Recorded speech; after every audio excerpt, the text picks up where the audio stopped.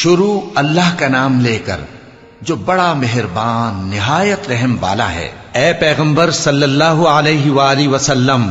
مسلمانوں سے کہہ دو کہ جب اپنی بیویوں کو طلاق دینے لگو تو ان کی عدت کو پیش نظر رکھ کر طلاق دو اور عدت کا شمار رکھو، اور اللہ سے جو تمہارا پروردگار ہے ڈرو۔ نہ تو تم ہی ان کو ایام عدت میں ان کے گھروں سے نکالو اور نہ وہ خود ہی نکلیں، ہاں اگر وہ کھلی بے حیائی کریں تو اور بات ہے، اور یہ اللہ کی حدیں ہیں، اور جو اللہ کی حدوں سے تجاوز کرے گا وہ اپنے آپ پر ظلم کرے گا۔ اے طلاق دینے والے، تجھے کیا معلوم شاید اللہ اس کے بعد رجعت کی کوئی سبیل پیدا کر دے۔ پھر جب وہ اپنی میعاد یعنی عدت ختم ہونے کے قریب پہنچ جائیں تو یا تو ان کو اچھی طرح سے زوجیت میں رہنے دو یا اچھی طرح سے علیحدہ کر دو،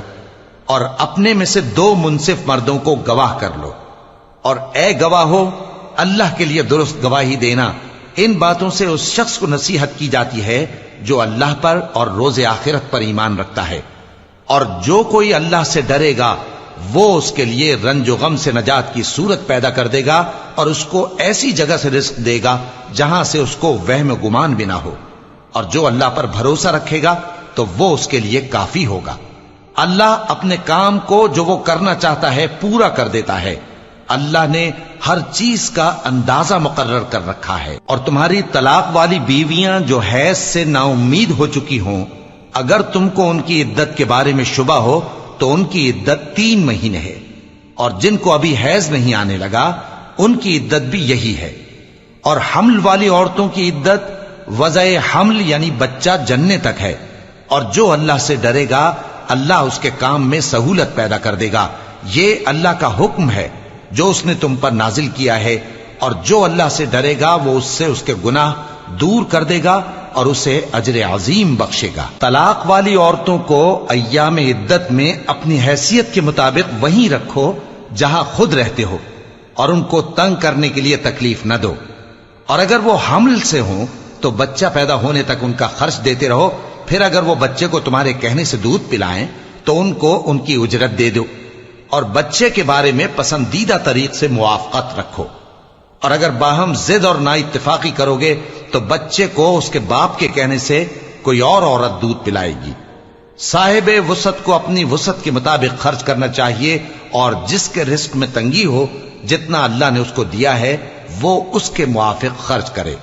اللہ کسی کو زیر بار نہیں کرتا مگر اسی کے لحاظ سے جتنا اس کو دیا ہے، اور اللہ ان قریب تنگی کے بعد آسانی کر دے گا۔ اور بہت سی بستیوں کے رہنے والوں نے اپنے پروردگار اور اس کے پیغمبروں کے احکام سے سرکشی کی تو ہم نے ان کو سخت حساب میں پکڑ لیا، اور ان پر ایسا عذاب نازل کیا جو نہ دیکھا تھا نہ سنا، سو انہوں نے اپنے کاموں کی سزا کا مزہ چکھ لیا، اور ان کا انجام نقصان ہی تو تھا۔ اللہ نے ان کے لیے سخت عذاب تیار کر رکھا ہے، تو اے عقل والو جو ایمان لائے ہو اللہ سے ڈرو۔